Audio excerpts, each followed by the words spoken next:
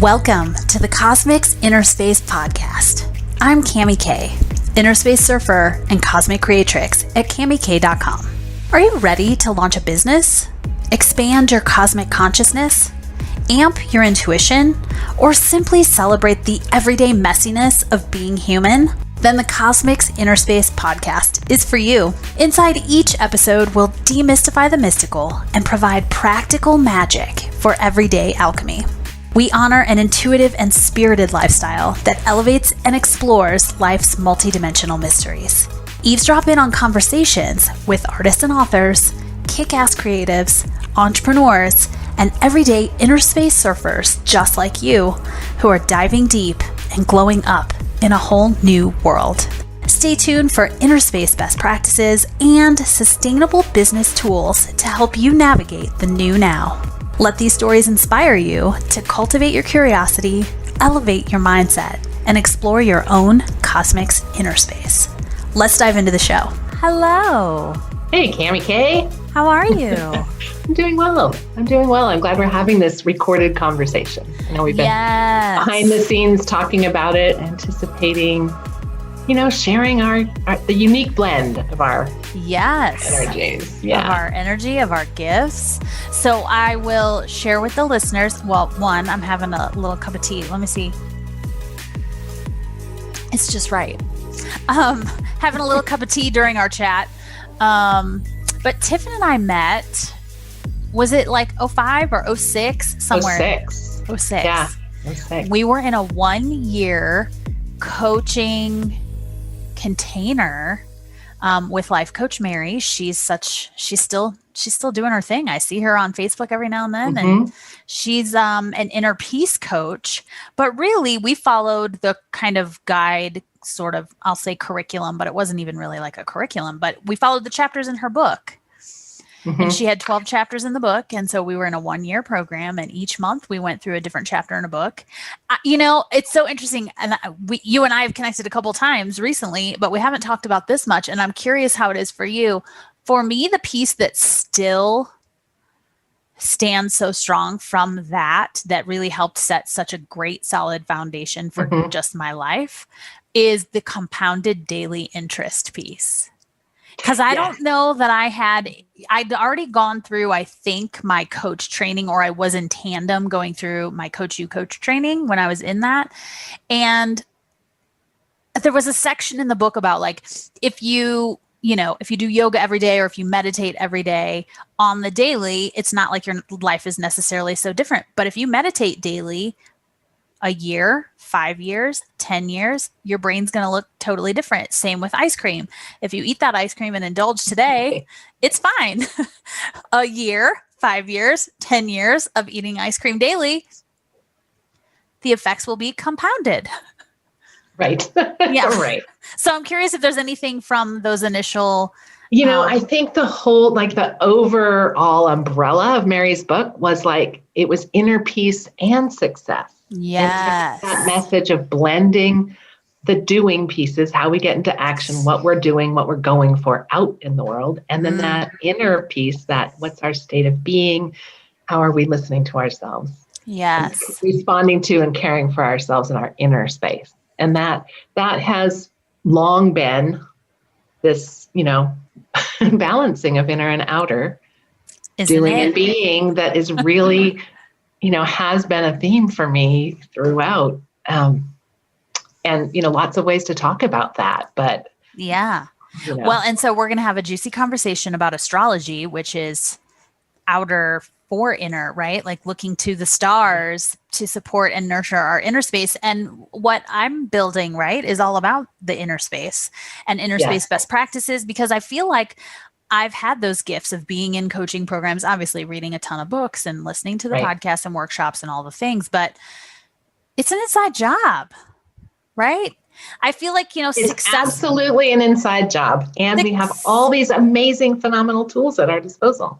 So many phenomenal tools. And that's what my intention with this podcast is, to just be a portal to expose people to a deeper dive into exploring some of these modalities and tools and resources. And then people can go off and explore whichever one of those modalities really speaks to Right. them.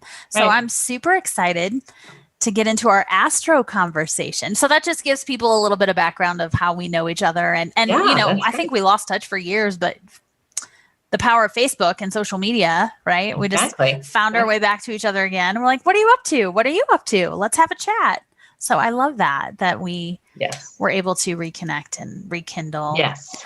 But let's get into who is Tifin? Where'd you kind of come from? You have such an interesting story that I just found out in the last couple of months since we've reconnected. Yeah. And then how'd you find your way to the stars? Okay, I'm going to try to be, brief and take your time. We're in no hurry. Coherent with this. So let's see. I am. Where do I even start? I've always been fascinated in who am I? Mm-hmm. Who am I is the fundamental question in my life. And I think it comes from some of my life circumstances, being adopted at birth, being that story growing up of we wanted a child so much that we chose you. You were special. There's this whole mystique and the adoption myth of we wanted you so much. We finally found you and we chose you. Right. And that fed into my young Leo heart of specialness and shining and feeling like, and yet there was always that question of, but if you weren't my birth parents, who was? And what, that not knowing piece. Mm-hmm. Okay. A thread through, I wouldn't say it was a conscious thing all my life, not at all, but a recurring thread. Teen years, I was fascinated. I mean, I've always been a big reader and love reading fiction because it helps me understand, get inside people's heads, right? You don't just see the action of what's happening, but you get to hear the inner conversations and see how people are responding and feel it. And so tapping into what makes people who they are, what makes us all so different and unique, and yet what makes us, and what helps us connect with each other. And why do I like some people and don't like other people? Why, when I started paying attention to horoscopes as a young, probably, 10, 11, 12-year-old reading it in the newspaper, why did I notice that I had so many friends who were also Leos or who were Aries or who were Sagittarius? And why didn't I have friends who were Scorpios or Taurus really? Or, it was I started to look at patterns a little bit as my mind is So I want to jump back real quick to the fiction piece. Were there specific authors and or characters that you found yourself drawn to, since you just mentioned the specific signs that you were more sun signs that you were more drawn to or less drawn to? How did that, were there influences in fiction, or was that just open the door of possibility and curiosity? I think there was a lot of opening the door of curiosity and possibility. And I loved fairy tales. I loved mythology. I loved Pippi Longstocking for her adventurous girl, I loved, those ones that were about freedom and unique expression and creativity and kind of quirkiness. Yep. Characters always appealed to me. Yes, that dynamic, creative expression, that seeking meaning, that wanting to explore the world stories always attract. Always appeal to me. Yes. Yeah. Well, thank you. I was curious because I was a reader too. I think I talked in one of the episodes about the bookmobile. We used to have the bookmobile. I remember that one. Yeah. And the stories of children who were orphaned or whose parents died and they were sent to live with. There's a story called Heidi.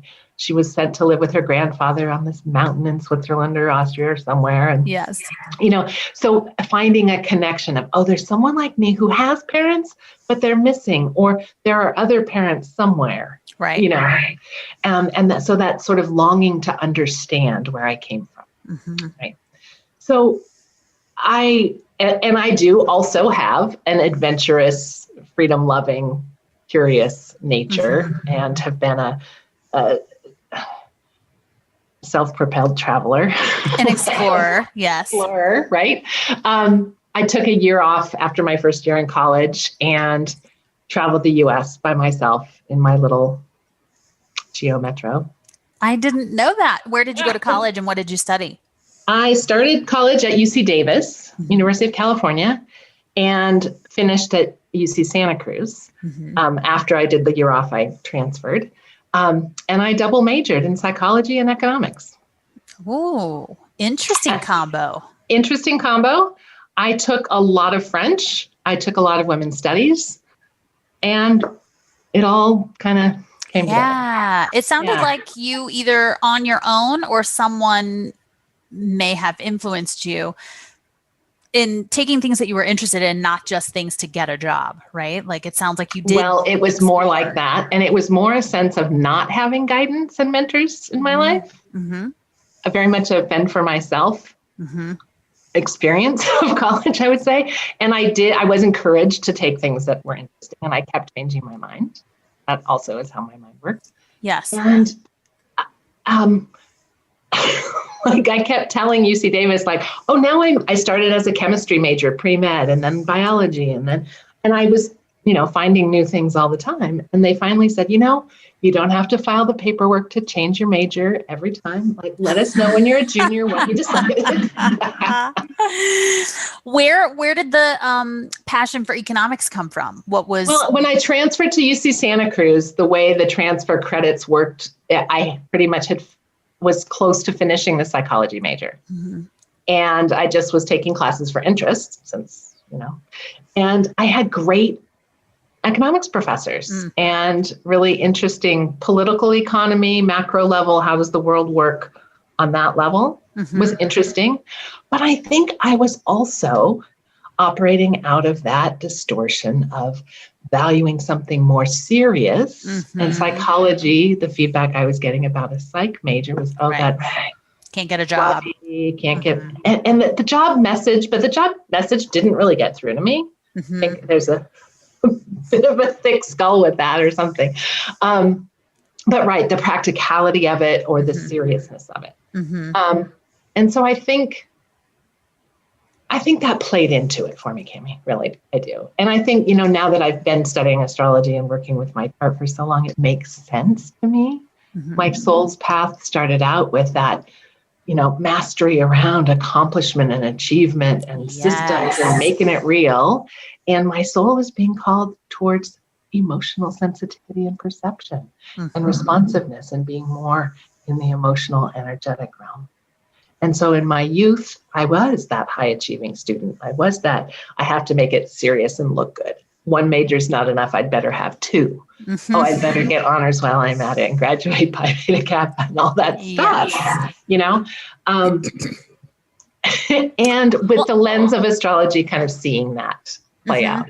I'd had my first reading when I was 19, part of that year off when I traveled. And I was amazed that this astrologer knew me so well and knew things about my life that nobody did. I'd never met this guy before. Where on your journey did you come across this person? When I was back at living in Davis before, so I had to go back to Davis to clear up an academic probation because I checked out before I actually checked out. You were in such a hurry. You were like, I'm out. Paperwork. Who needs that? So I was back in Davis for a while, just working before school started. And that's when. And was this person referred to you? How did you come across him? A flyer on a bulletin board or a telephone pole, probably hand drawn, introduction to astrology. Here's this fun class. Come take this, And I was like, oh, awesome. I'm fascinated. Yes, I want to take the class. Took the rip off the phone number, called and signed up tab.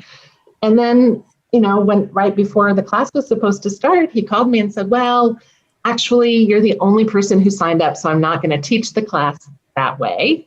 But if you'd like, I'll do your chart for you instead of the class. So you got a one-on-one. Yeah. And what did he uncover that was so mind-blowing for you that he knew you so well? at that time, like, I didn't tell him that I'd taken a year off and traveled and explored and had all these encounters and none of that. But that message around adventure and exploration, that it was a year of focusing on learning and expanding my horizons and doing something in an out of the box way. And that there was a lot that was, opening up there were specific things. So like astrology speak, Saturn was moving through my 9th house of life meaning and, foreign travel and exploration, and that speaking to me about how my mind works. I like to go fast and deep. And in my chart, the planet Mercury, the way I process, is in Virgo, very analytical, very wants to get at specifics, sees things in systems and patterns, and sees when things are out of whack and how to improve it, how to reorganize, how to smooth it out, is also influenced by Pluto, the planet of death and dying and deep transformation, and the planet Uranus that has that freedom and rebellion and, unpredictability to it. Yeah. So that like fast and blurting and not going to do it a standard way. Even though the other parts of my chart were Capricorn, steady, responsible, mature, achiever, and that being at odds. Yeah. And just so having that explained to me, and also, that I have the sun and moon in Leo, and he talked to me about how that means, and that's very much a Leo energy, but moon there means, I really have more of a need for things to be personal, to filter things through my emotions, and to really like, how does the world relate to me? Yes. So it's almost like he was able to put almost like a blueprint overlay in over your experience through the filter of the moon, the planets, the stars. And you were like, what is this? And at 19, I really felt like, wow, this guy knows me better than I know myself, which was true. Yeah. And nothing against that. Most 19-year-olds, that's sure. True, yeah. Right. But it really did open me to that idea that there's a way of understanding who I am, like that there's that map that's unique to me, and to be able to connect it to my lived experience, what I was going through. And he even talked about, and when you were 7, there's probably really hard times with your family. And I was like, yeah, Fascinating. And I see and know now that has to do with the Saturn cycle, and how that Saturn moving through the cosmos in my chart, it triggers, developmental stages and of hard focus, And so you have this reading at 19 and it blows your mind. And then where do you go career-wise? Where does life take you? Where does your path kind of go? Yeah. So do you lose astrology? Do you come back? Yeah, finishing college, that hard, intense academic performance. Still no idea of how does that translate to life after college. So I traveled. I went to France. I just adventure, expansion, check it out. Adventures and misadventures with travel and with romance and with following my heart. Continue to be interested in astrology, reading, but at the reading horoscopes level, or at the check a book out of the library, little bits. Yes. And where all did you travel? Did you travel all over Europe, or were you just mostly in France? No, that trip was really just France. And were you working too, or did you just travel? I worked for I was an au pair in France, in Avignon, and the family.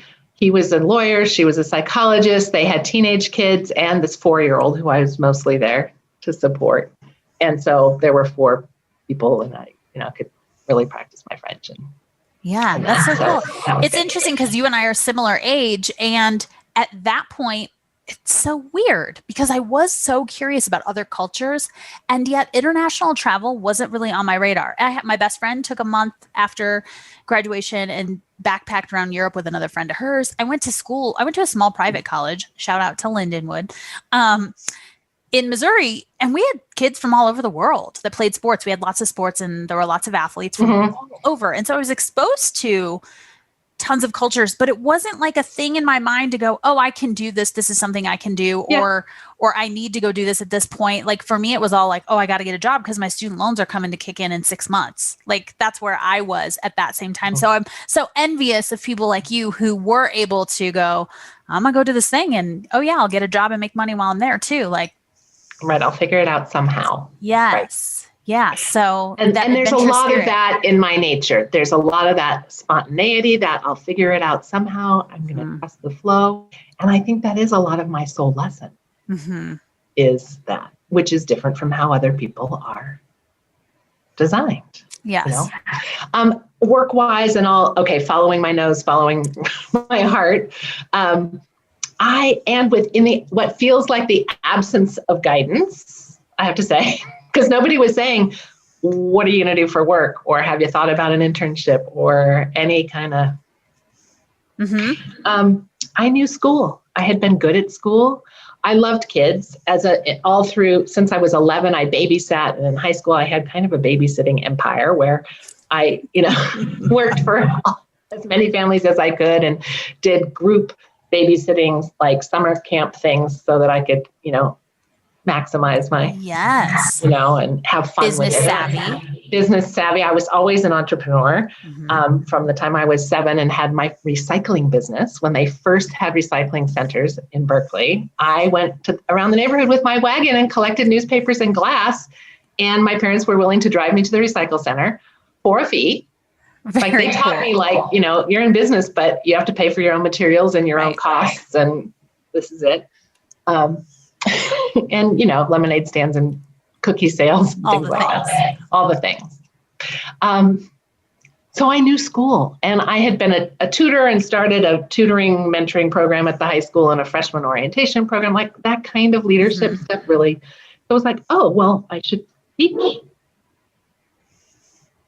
And so did you have to go back to school for that? I did. I went back and got my teaching credential. Yeah. And then taught middle school. And taught 6th grade was my first job, and self-contained classroom, and got to be all the creativity, all the relationship building, all the, teaching in schools is a lot of things. Yes. But that school at that point in time, the early 90s, there was a lot of autonomy. There was curriculum and but there was still get to it how you get to it. Yeah, your classroom is your domain. Yes. Right. And I loved that. Yeah. And had great colleagues, and it was a big middle school. So there were 10 6th grade classes at the school. So it looks like a big thing. And a lot of good things in those 5 years, but I got to a point where I was like, oh my gosh, I am too young to be living such a middle-aged life. I was 25 when I started teaching. So I had the bug again, and I joined the Peace Corps and had another overseas adventure. Lived in the Caribbean, Eastern Caribbean for 2 years. Worked with teachers, worked at a school, developed a school library and a reading program and young authors program, worked with that program. And more adventure, more following my heart, Caribbean island romance. And, yes. I can't wait to read that book someday. Yeah, that book hasn't been drafted yet, but there's some good stories in that book. Yeah. So Cami, really the threads are working with people, being fascinated in what makes us tick. Education and learning and personal growth. And so sometime after Peace Corps, and there were a lot of stops along the way back to the classroom, working on the Navajo reservation for a year, teaching in Costa Rica for a year. And out of those experiences, really thought that I wanted to go back to grad school for psychology, for counseling psychology, like what really makes people tick. And how can I help people become the best version of themselves? Yes. And in researching counseling psychology, I was like, oh, but I don't want to work with pathological issues and hard stuff or addiction or trauma, or I want to work with basically healthy people who want to move forward, enhance their lives and know themselves. They want that inner space knowing. You and I share that, because I was on the same path too. And then I was like, nope. Right. So I'm curious, when was that time-wise for you? Like, what years was that? That was in 1998. And one of my Peace Corps friends' fathers was a counselor who had just switched to coaching. And she said, oh, you should talk to my dad. He's doing this thing called coaching, and he seems way happier than when he was a therapist. So I talked to him, and he pointed me towards the Coaches Training Institute, which was in San Rafael. They're now all over the world. And I called them up, and they had their fast track program starting the following Tuesday. And I dove in, and that coach training opened so much. It really resonated with me. They had a very experiential learning program. Dive in, practice, do, feedback, live, experiential, Yeah, I know several people who went through CTI's training and just rave about it. That it was very experiential, and that there was a spiritual component, and in the sense of talking about the being and the doing, honoring our inner knowing, and how do we access that, and powerful ways of listening. Yes. Listening to self inward. They called that level 1.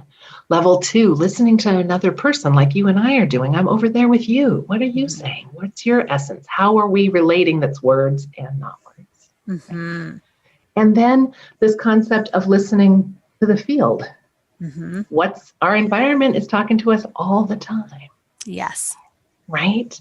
And it's actually this part of my learning and experience. And so, and these levels of listening translate so much to my work currently, because I'm still coaching. So I got coach certified in 99, did their leadership program in 2000, and then had a coaching business that I called Life Adventure Coaching.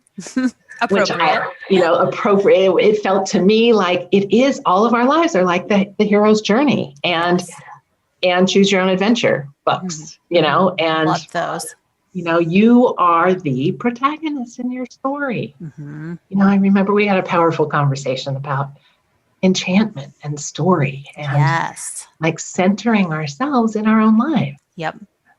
And that so resonates for me. Well, and that's not outside of us. That's within us. It's not, someone's not coming to save us. It's, we are that hero. And how are you showing up? Right. And listening and responding to the field, because a lot of people aren't listening and responding to the inner and how that inner plays with the outer. They're just listening to this gunk, kind of fringy matter. Right. And being socialized in our families, our schools, our culture, there is so much. You called it gunk just then, but all those expectations and those layered on personality, and this is what's expected of you. And, I kind of felt like as an adoptee, I sort of got out. It was a get out of jail free card for family expectations, because nobody ever said to me, you're just like your Aunt Rosie. You're just like your mom. You have your dad's musical talent, so we expect you to be blah, blah, blah. That was off the table. I got to be just me. Well, and so that's an interesting thread around the nature versus nurture. And I know from our other conversation how you came back to find, uncover and excavate some family knowledge, history, and information. So fascinating. Right. And that peeling away, and with coaching for me, my fascination with coaching people in the early days was really about helping them get clear on who they are and what they want. One of the first questions in CTI training that first day is like a mingle, and like, tell somebody what you want. Like, what's a dream of yours? What do you want? And that question used to paralyze me. Like, I didn't know. If there weren't a menu of choices, I couldn't tell you. but I could choose. But it was like, how do I self-generate? How do I know myself well enough? How do I listen to know what I want? Yes. And coaching gave me those kinds of questions, the kinds of conversations that helped me tap into that, and help me have the kind of conversations with other people that got to the rich, meaningful conversations about, for me, what mattered and what was meaningful was, who are you? What do you like? Why do you like what you like? What's important to you about that? Why is that a key value? Why is that, all those things? Yes. Like, you and I think so similarly. Now we're on track, right? Yeah. I was fascinated with the same things. I studied psychology also, and I did it opposite. I was a broadcast journalism communications major, and then I was just taking psych classes as electives because I like them. And my advisor was like, if you take 3 more classes and stay 1 extra semester, you can declare this as a second major. And I was like, well, sure, I'll stay an extra semester and wrap that up, put a bow on it. But it was funny for me because it was like externally storytelling and telling other people's stories. And then on the psychology side, the internal piece and what are the stories people are telling themselves, what are the stories they're writing for themselves, how and why we do those things. Very interesting. So where then in that, so you had your coaching business, where did this astrology kind of pick up momentum again? So in my 20s, while I was teaching, mid to late 20s, what's now with astrology language, that's our first Saturn return, which is a huge developmental milestone.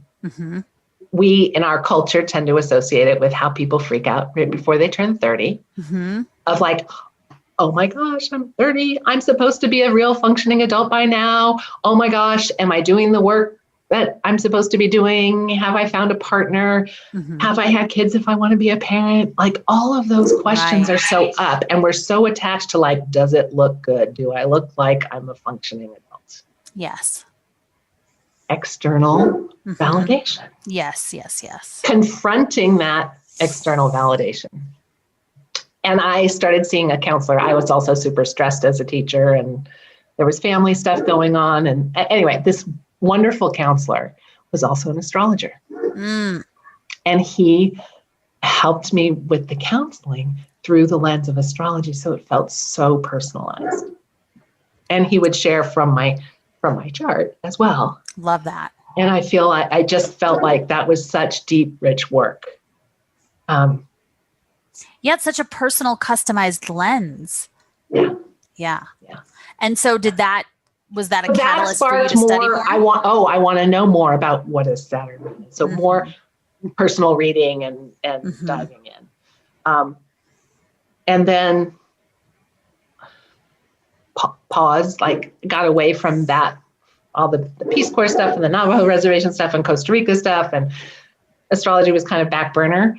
Learning about myself through relationship and exploration and trying new experiences and all that.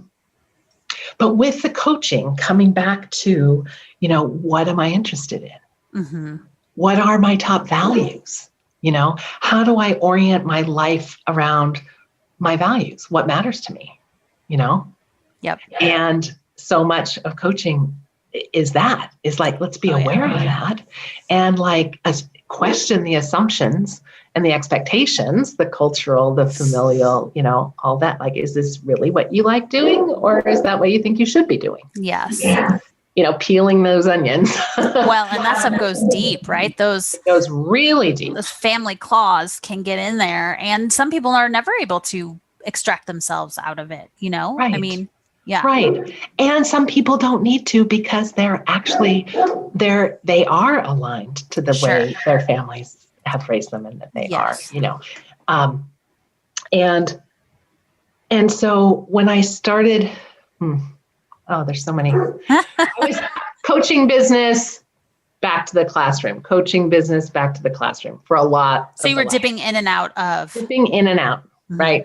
But I feel like same for me, coaching and education just sort of overlap. I mean, they're very similar in certain ways. I mean, my entire I went from corporate and marketing and branding to higher education and then never left higher education. But the coaching piece has been a thread that wove through it all for me as well. Right. Because it really is.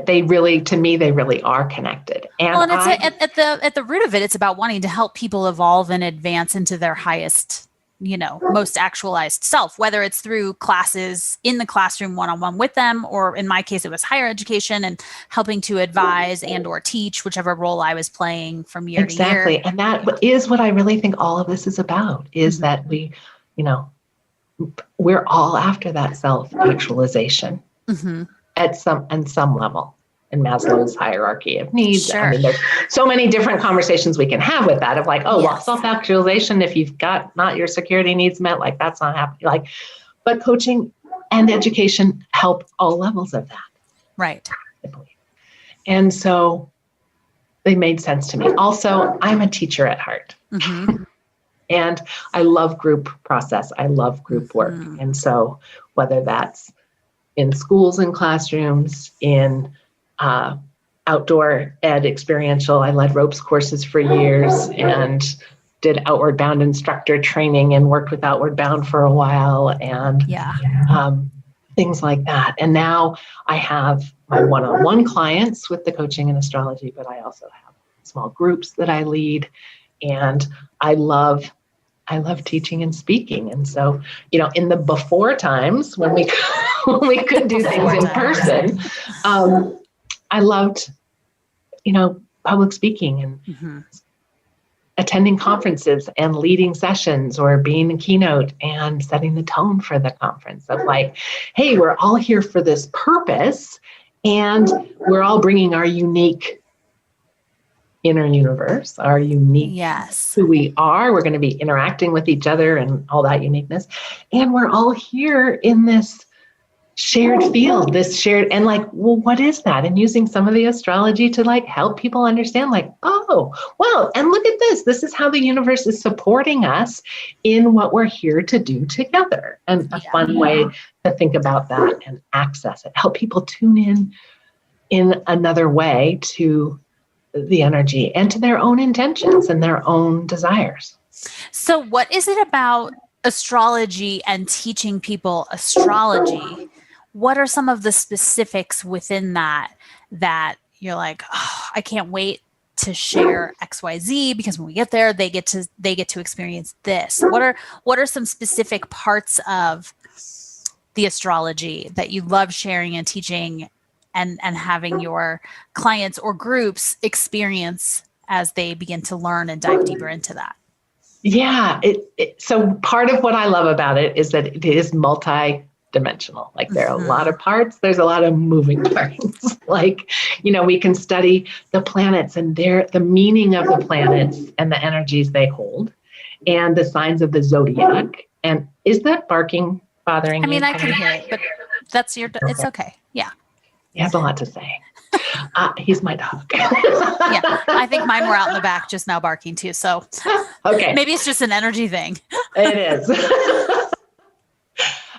So that piece of, and back to the enchantment piece, like for me, I feel the planets are like my imaginary they're your allies. Friends. They're my allies. There's like, I can partner with my girl Venus and like appreciate and savor the beauty of life and the interconnectedness of relationship and values and like feel the goodness.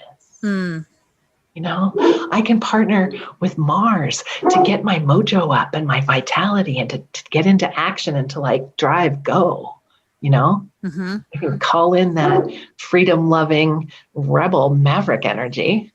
As an Aries, I resonate. So yes. Yes, you do. Right. Yes.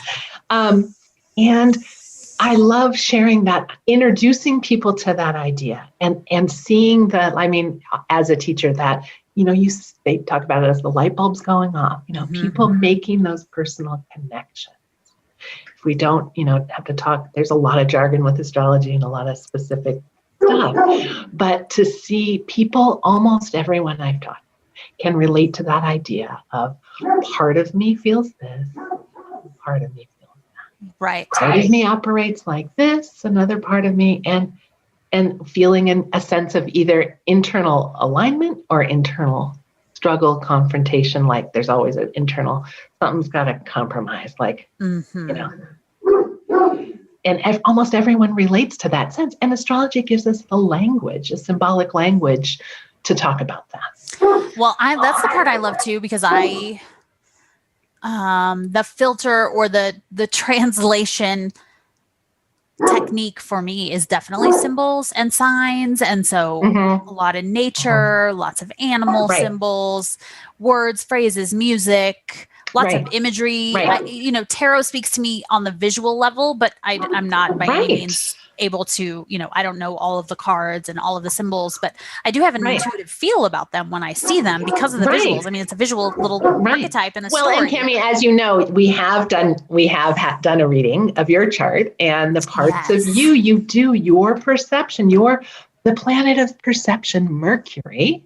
So we talk, it's really important in each of our charts, our style of perceiving. You are a visual, intuitive perceiver. You do think in symbols and language and dreams and art and beauty. And making ethereal connections. Ethereal connections. Where people will go, how did you get that out of that? I'll drive by a billboard or see a bumper sticker or whatever, and I'm like, oh, that's connected to this and this and this and this and this. But what's interesting is I'm also a very strategic thinker. So on the business side of things, it's like a dashboard pulls up in my, I don't know, third eye, I guess. And I see all of these connections that other people are not able to see. And so it's very interesting knowing that now, that those things are similar and strengths when used and harnessed towards, Well, and that's the thing I love, is working one-on-one with people, helping them understand, like, well, for one thing with Mercury, it's kind of funny because most people, we grow up thinking like, wrongly, that other people think the way we think. Well, because you just don't know. It's just not true. Yeah, not at all. Once this gives us a way of understanding more where we come from, or what our natural style of perception is. And we can all stretch ourselves into all of these things. We all have all of these archetypes and energies in us. Mm-hmm. And yet they're emphasized in different ways based on what planet was in the sign of Pisces when you were born, or Gemini, or Aries, or Leo, that uniqueness, helping people identify their unique strengths, I bring in my coaching skills to every plain astrology reading. I'm coming in as a coach and a teacher and a playful, let's have these be your allies and inner friends, and that way of putting it together helps people find that personal meaning. How is it relevant to who they are? Mm-hmm. How can they make a connection to it? And not everybody thinks the way I think, obviously, but I'm very adaptable. And as a teacher, a lot of my skill was, okay, I'm in a classroom of 32 kids who all have different learning styles. Right. How do I do it? Mm-hmm. And, success and not success along the way. But that practice in like, I'm meeting you and I'm talking to you about who you are and through this language, but I can tell from your chart sort of like, oh, how can I phrase this? How can I offer this? How can I present this that'll make sense to you? Because I can see kind of learning style communications. And then I bring a lot of curiosity as a coach. Like, so these archetypes, how does that show up for you? What does that mean for you? Oh, cool. Oh, and that's part of this. And, it's all interconnected. And I love that, we were talking about, okay, we're going to background in life and where's the thread? Well, I love finding the threads and pulling them and seeing where they're connected and how they're, adding to that overall tapestry of your life. And so many questions.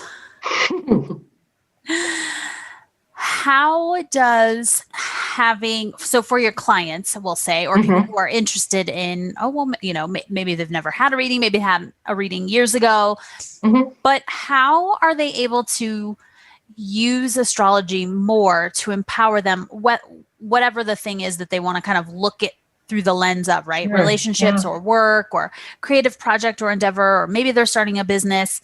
How does looking through the lens of the stars and through astrology empower them, or what specific ways can it empower them? Great questions. Great questions. So through that lens of personal awareness, knowing who you are, knowing what's important to you, like inherently. So I see the birth chart is that snapshot of where the planets were in the sky at the time you were born. Yes. And so explain, let's do a little one-on-one as you kind of talk through this. Explain to us the birth chart and what that snapshot entails. So the planets move around the sun, basic astronomy, right? The sun is the center of our universe. Each of the planets are a certain distance away from the sun and are in orbit to the sun. The Earth is the third planet out, Mercury, Venus, and Earth, and then Mars, Saturn, Jupiter, Uranus, Neptune, Pluto. Okay. And they move at different rates of speed based on their orbits. And from our perspective on Earth, the Earth is going around the sun. We know that. But from our perspective, the sun seems to be going around us, right? Comes up in the east, goes across the sky, sets in the west every day. Earth is turning on its axis. So there's astronomy, the science of the universe, connected to it. The chart is made by identifying, well, where was the planet in the sky at that moment? Where was Earth? From our perspective on Earth. Yes. It's always from our perspective.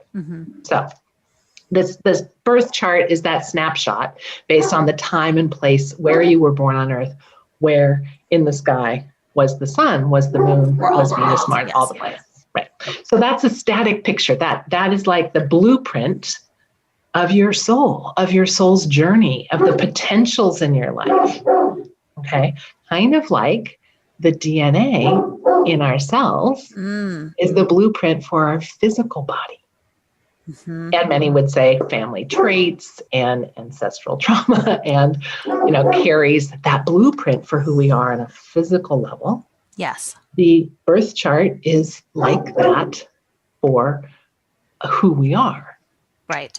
Okay. And this past year, I was doing a lot of DNA research, did the DNA test, did a lot of genealogy, it was a huge research project. It looked like crime scenes over here because I had family trees and potentials. And I was trying to figure out who my birth family was based on these third and fourth and fifth cousin matches that I had on DNA. And I did solve that mystery. And I did figure out who the birth family was. But somehow during that, when I'm like deep in with my astrological work, deep in with the DNA work, then I went, oh, wait a minute. These are similar systems. The birth chart is that soul map and makeup of who we are. The parts are the same for everyone. We all have sun, moon, Venus, Mercury. Right? DNA is the unique map of our genes. We all have the same 4 alphanumeric, whatever acids, the, CTGA, whatever that is. The biology is way back in the past. Yes. I have to reach into a box in the garage. Way far back. Tucked away. But seeing that, there's a similarity there. Or I made that connection. Like, okay. So we can think about that. Each person has very unique DNA, very unique fingerprints, very unique makeup that way. And astrologically, we all have a very unique chart. Even twins, right, who are born within a minute or two of each other, have a slightly different rising sign, slightly different position of the moon.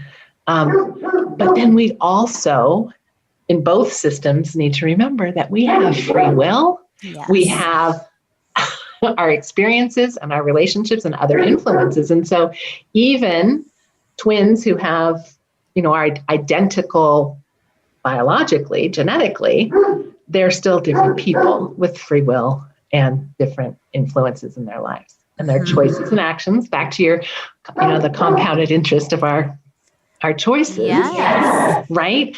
And with the, we see how that can impact our biology, right? The choices we make, the way we live, what we've been exposed to, what happens in our experience, affects how we live it out. Yes. But I found it really fascinating to think about it that way. So back to how do we use astrology? How do my clients benefit? I think, in the one-on-one work, that awareness of who am I? It gives people another way of seeing and knowing themselves, and of seeing and knowing parts of self. Mm-hmm. So in psychology, parts work like internal family systems fascinates me. But we all have different parts of ourselves, and astrology gives us a way of talking about that. The chart, and you and I also, I don't know if, the structure, we both have our disco balls in the screen is what I'm thinking of. And I'm so drawn to a disco ball because it's like so many facets and reflections of who we are, and it's sparkly and celebratory and look at me and hey and fun, and it's a lot. It's a lot. It's a lot. For me, it's also like, remember to keep shining and keep spinning. And it's also my little protective bubble. I visualize myself inside of it, and that I just keep sparkling, shining, shimmering all my multifaceted ways, and that other people's shit can bounce right back at them. I don't need to take it. I'm not responsible for it.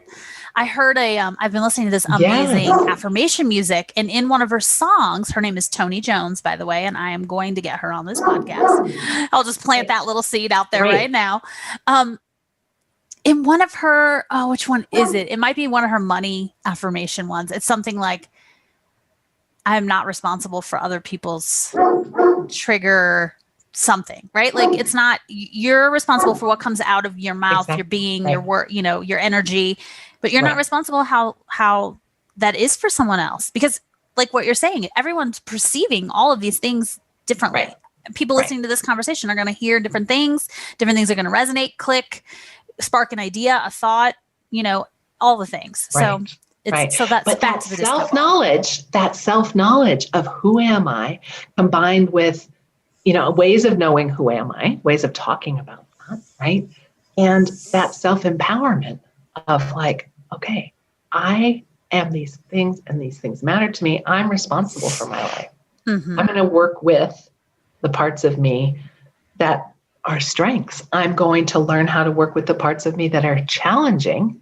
And how do I then develop in myself ways of working? And so the coaching and astrology together help my clients in that self-awareness, self-empowerment, helping them clarify values and clarify. I mean, our lives go on and we have these new experiences, and like, oh, I said yes to this thing, and then I realized it's not quite a fit. Okay, what about that? How? We refine, Well, and even timing of what's happening in the sky, right? So the moon, full moon, new moon, Mercury retrograde, which gets a really bad rap. So maybe tell us the healthier aspects. Right. So what you're doing is you're bridging. So the one-on-one work I do to work with you in your birth chart and coaching around you becoming aware of it and strengthened by it. How is this useful for you? That's the personal work. Mm-hmm. The looking at the astrology of now or of next month, or of how does it look if I want to launch this thing in September, is looking at the what's the universe bringing as my creative partner. Mm-hmm. How can I respond to the environment energetically of those cycles? And the moon cycle is the one that we're most familiar with because it's the one we can see. We can see the moon easily, and we can see it changing through its phases of the cycle. Right? And talk a little bit about that. Talk about, because I think people, we see it and we understand, on the fringe, right? Well, yeah, it affects the tides and it affects these things, but like speak to how that's actually affecting us as a physical being, part of nature. We're synced up with that cycle too. Right? Obviously, as women, we know this. Moon cycles, hello. But just maybe speak to a little bit of even that waxing and waning, ebbing and flowing, dark and light. Yeah. So the waxing and waning is how much light is the moon reflecting of the sun. At the new moon, the sun and the moon are sitting together in the sky. There's no distance between them, so there's no reflection of the sun's light on the moon. Mm-hmm. We cannot see the moon then. That's the dark of the moon. Mm-hmm. A week later, the moon has moved to another part of the zodiac, which is the path that the sun and the planets appear to travel around the earth, called the ecliptic. Mm. There's a technical word, but that's the path, the predictable path. Mm-hmm. And we can see, here the sun, when the moon is looking like a half a moon, it's over here and we can see the stars around it. And those make the shape of the zodiac sign of Taurus. The moon's in Taurus. Mm. Very basic and very controversial because this system was created millennia ago. And there's been scientific called the precession of the equinox and shifting. And there's tropical zodiac and sidereal, lots of technicalities. Yes. But people with their, your iPhone stargazing, and it's like, wait, my astrologer's been saying the moon's in Taurus. No, this says it's in Aries or whatever. Right. That's why. So it's a symbolic language of meaning. Mm-hmm. And astrology is made like that. Was connected to physically the stars in the sky. Okay. Moon, why does the moon affect us? Mm-hmm. Okay, you spoke to the physical, the tides, right? Mm-hmm. We can see that, measure that scientifically on Earth. It's a regular pattern based on the Earth's rotation in relation to the moon, tides and shifting. I used to be able to really explain that, not so much right now. Well, and what it makes me think is we have an internal affects us physically because our bodies are made of 70% water. Yeah. So of course, there's a physical, effect on us. Mm-hmm. The human female reproductive cycling, menstruation, moon cycle is connected to that 28-day rhythm. Mm-hmm. I don't really know why that is. But in cycles and measuring time, is very much aligned to the moon. And women tend to align to either the phase of the moon. Groups of women who live together tend to sync up with each other. Mm-hmm. Okay.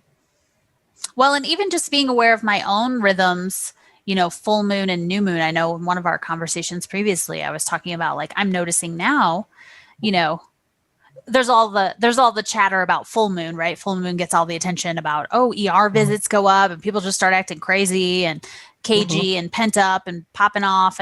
But I'm finding that now more a little bit, there's some interesting things that are percolating up during new moon cycles and what that's bringing to the surface for me. And it's just an awareness of, it's new moon again. And there's that kind of little pattern or interesting thing that's popping up or emotions. New moons still pack a punch for me emotionally. Yesterday I was feeling things and just throughout watching the calendar. I need to get a moon calendar. I should get a moon calendar.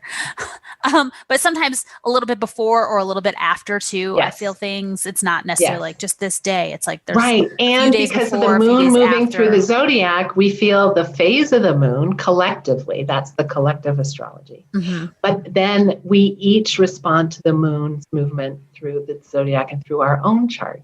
Mm-hmm. So you, with your planets in Aries, the last few days, the moon has been in the sign of Libra, directly opposite. Mm. So you have been more directly tuning in with the moon, feeling that more strongly, probably even than the Virgo full moon, which was just before. Right. What was because that? It's more like Friday? A personal full moon, like your sun in Aries is directly opposite that moon in Libra. Oh, there it is. There's the feeling. Mm-hmm.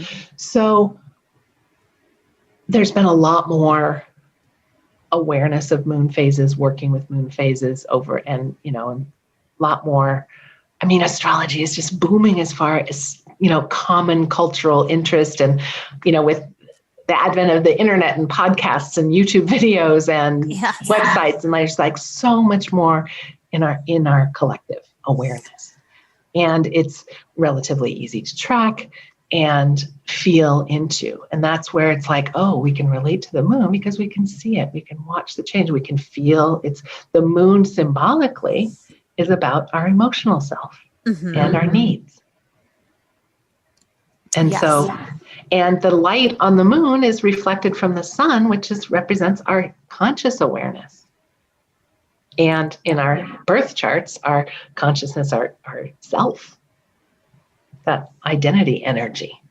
Yes. Right. So if someone is wanting to get started, like they're interested, maybe they've had a reading before, how would one go about getting started? And if they wanted to work with you, what are some offerings that you have on your website? So I love that. How do you work with people?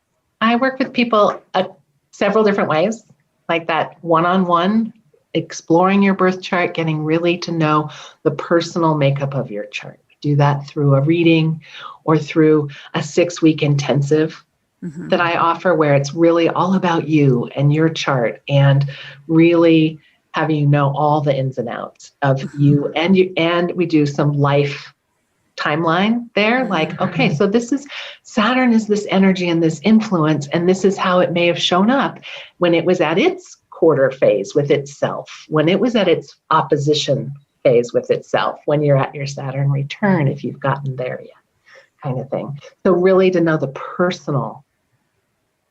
Okay. I share a weekly newsletter, Facebook group, keep telling myself I need to, make a splash on Instagram and do that, but I haven't done it yet, where I talk about what's currently happening in astrology, like this week in the sky, what's happening. And so and that's easier to share broadly, is to talk about this is the energy that we're all experiencing, and my perspective of seeing the planets as our allies, as our partners. Right. How are you going to partner with that energy? I don't need to know anything about your personal part or your orientation to it, but we all right now have this opportunity of Jupiter in the sign of Aquarius. Opportunity, expansion, growth through Aquarius, new ideas, out-of-the-box creativity and thinking, being concerned for how the collective is connected. What's for the good of humanity. Yes. We all get to work with that right now. And this year, Jupiter is going to be in Aquarius for most of the year. It's going to dip into Pisces and come back with its retrograde. But we all get to work with that energy. And so those ways are easy ways to plug in and learn about astrology. I share that weekly-ish newsletter, several times a week-ish Facebook, about the general ways. And I offer tips often of how could you work with those possibilities for those people like me who like to know the menu of choices. Yes. And there's so many wonderful astrologers on YouTube and podcasts. And do you have a couple favorites that you like, or a book that you like to refer people to? Yes. I think Molly McCord is a phenomenal teacher, and she does very regular YouTube videos. And Jessica Lanyadoo. Yes, I follow her. Ghost of a Podcast. She's got a really interesting take and connects to a lot to current cultural aspects. Molly's a very clear teacher of the astrology, and a great beginning kind of intro book. Of course, the name of it is escaping me, but it's by April Elliott Kent. And it might be Fundamentals of Astrology, or I can look it up and add it to the show notes too. Right. Or I could send you the link to it. Yeah, we'll do that. And then if people want to find you, your website is TifinDillon.com, TifinDillon.com. And my Facebook group is Your Stellar Life. And what I love, so Tifin and I have had, a couple of other conversations on the side, and the enchantment piece and your love of looking at it through that lens and the magical, sort of mystical and incorporating that into it. And so I love hearing I love hearing astrology through your lens also, because you can hear your curiosity, you can hear that you have a psychology background, and that just the archetypes and the way that people kind of filter in through, especially when you did my chart, which I just loved that session. We could have talked for hours and hours. I think we talked for 2. We could have. We could have kept going. So yes, if anyone is interested, for sure, reach out, follow Tifin, I love your videos on Facebook, although the algorithm is so funky. So I'm not seeing some of my favorite people. And you have to constantly, groups that you want to get notifications, you have to constantly check notifications. Am I seeing it? All of that. Oh, it's all wonky. So those are great general ways to plug in, start getting a feel for who I am, what's my style, do you relate, have a reading. I do group astro-coaching groups, small group, weekly, short, about the current astrology, and then teaching people how to see that through their own chart. Like, what is that bringing up for you? What's the potential during this month of Pisces season that we're in? The sun is in the sign of Pisces for all of us, but that is having a different effect in each of our charts. It's highlighting a different area of our chart and of our lives. Love it. But we all have access to that intuitive, dreamy, and completion and surrender energy right now. So this is like the next couple of weeks are really that it's letting go, it's incubating, it's, the seeds are there, but we're composting all the experience. And I'm in it, girl. We are finishing it up. And for you personally as an Aries, it's like the last sign before your birthday. Aries is that first sign of the astrological year, spring equinox, the Aries fire, that spark of inspiration, and I'm here. Yes. I am. That's Aries for all of us. And we're going to feel a big boost. And I'm currently in the dreaming, designing phase for another offering for beginning the Astro year. So stay tuned with that. The best way is to be part of that group and on my mailing list. Well, and I'll make sure I put all those links in the show notes too. And then I wanted to drop this in there that I'm going to be having Innerspace camp this summer in June. So we'll be launching in June. The best way to stay in touch about that is on my website, but I'm sharing that because Tifin is going to come on the front end of that. I'm calling it 0 week. So the week before we get into the content of the program, Tifin is going to do a reading for the container time of the program, which is going to be so freaking fun. So fun. So and that's one of the most fun things that I enjoy doing. I mentioned that I used to do keynote talks and conferences and partner with people who are leading retreats or leading weekend experiences and set that, what's the context for our time together? What are we playing in? And then people who relate to that, then I'm available to support with the individual readings or the, more in depth. But so much fun for me to share that. Well, and I'm so excited to bring you in. Inner and outer space. How cool is that? Yes. And I love that we're going to kick it off with that so that for the 8 weeks of the camp, we can kind of have that as a filter to look through and know where to put the energy and where to, chill. And over relax. That time, that's going to be through 2 full lunar cycles. So people will get to experience that. Yes. So excited. Yeah. Thank you so much for hopping online. I feel gosh, so fun. Yeah, we have so much more work to do together, and I feel like we could just have these chats forever and ever. And so we can have you back on the show anytime we feel like we want to do more astro. Well, talk. I would be happy to do that on a topical thing. Like you brought up, like Mercury retrograde is something that is so, it's familiar and it's feared and it's, it is feared. And we have 3 to 4 Mercury retrogrades every year. That would actually be a really good one. So I feel like this one was more of an introduction to you, who you are.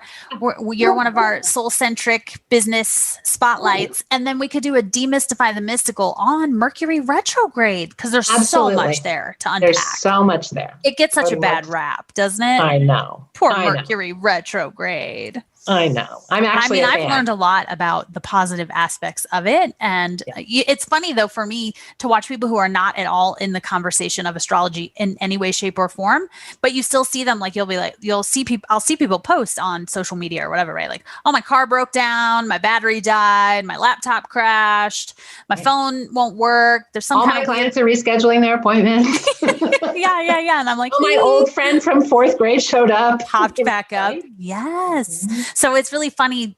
It's almost more funny to observe people who aren't in the conversation at all, but are still experiencing, we'll say, symptoms of that aspect. Because we're all tuned in, actually. Yes. And it's like, is this way of talking about it, does it make sense to you or not? And it's fine if it doesn't. People often ask me too, like, how do you prove astrology? Or do you believe in astrology? It's like, those aren't the questions. No, wrong I'm not questions. interested in proving it to Not anyone. at all. Right. And either you're into it or you're not into it. It's and cool. it's not a matter of believing. It's do you find it useful and interesting? Yes. Is this enhancing your life?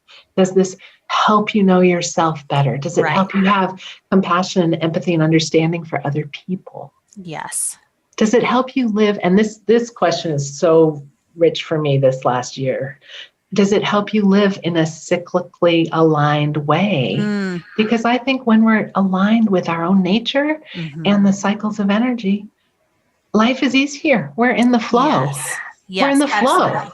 And I know you know that. Because I feel it when I try to resist it. When I try to resist it, or when I try to use my Aries Mars energy and push on the gas when it's not push time everything. To push the gas. And you are a very push on the gas person. And there's time for that, absolutely. And for you to know in your chart and in the time of the year, when is that most effective and when is it more challenging? That's helpful.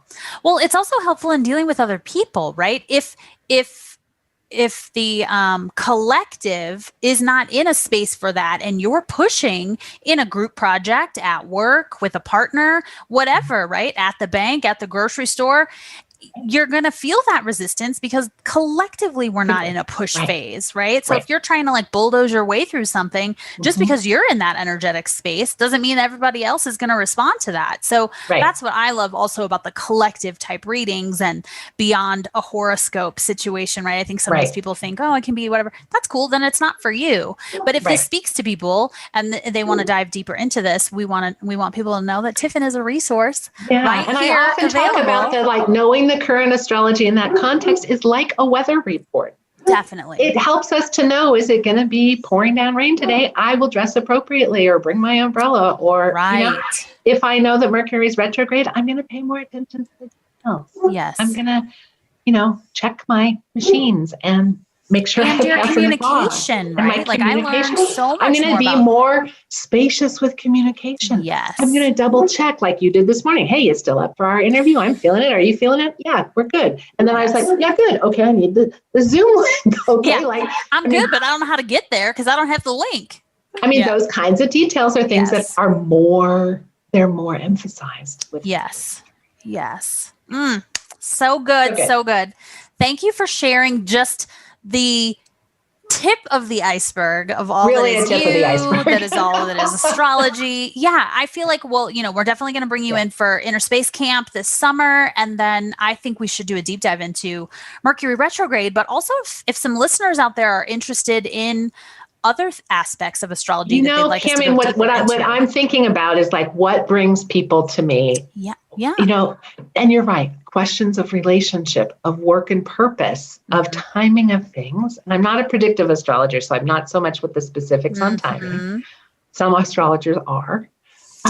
But like developmentally, and this is my psych background and my teaching background, the cycles of our lives are connected to the astrology. Yes. So there are people, I get a lot of clients at their Saturn return, 28, 29, and again, second Saturn return, which is what I'm approaching, late 50s, we have that. Early 50, 51 is a big time for people to come to astrology. Well, I'm 2 years from 50, and I feel like there's a wave of stuff. Yes. So developmentally and having context for that again and self-awareness of it helps you move through it more empowered. And more able to be your shiny disco bell self. Yeah. Well, we'll figure out which area we want to play and dive deeper in and have you on for a follow-up visit. And I'll link all of your goodies up in the show notes. We'll put those resources in there for people. And I appreciate you spending some time with me today. I do. It was super fun. And look, the dog stopped barking now that we're wrapping up. They're like toddlers, right? Oh my she's gosh. on the phone. I need her attention. Yes, exactly. Well, thank you so much, Tifin. Thank you. It was so great really to hang fun. out with you. Okay. And we'll talk more. And I'm looking forward to whatever wonderful synchronistic connections from listeners. Yes. And I love connecting with people. So if you're more curious, reach out through my website, send me a message on Facebook, connect either way. Yes. But Is there an email address that's good if people Tifin at tifindillon.com. Tifin is Tifin. F-I-N. Dillon. Tifin at tifindillon.com. Perfect. Yeah. All right, lady. I'll talk to you so soon. Thank you so much. Okay. Have a great day. Thank you so much for sharing your time and space with me today and for tuning in. If you enjoyed this episode of the Cosmics Innerspace podcast, please leave a review on Apple Podcasts or share this episode with a friend. Shout out to our amazing sound editor and producer extraordinaire, Brendan Shanahan. The Cosmics Innerspace podcast is proudly produced by the Podcast Pro Shop at podcastproshop.com. I'd love to stay connected with you. I'm at CamiKDotCom on Instagram and Facebook, and I share a lot more Cosmics goodness on Instagram stories. And of course, we can always stay connected via the Cosmics Innerspace Mothership over on the blog at CamiK.com, where you can find ways to work with me, stay tuned for new art and Innerspace support in the KK shop, and subscribe to the Cosmics e-news to stay updated for future programs and on-demand course drops.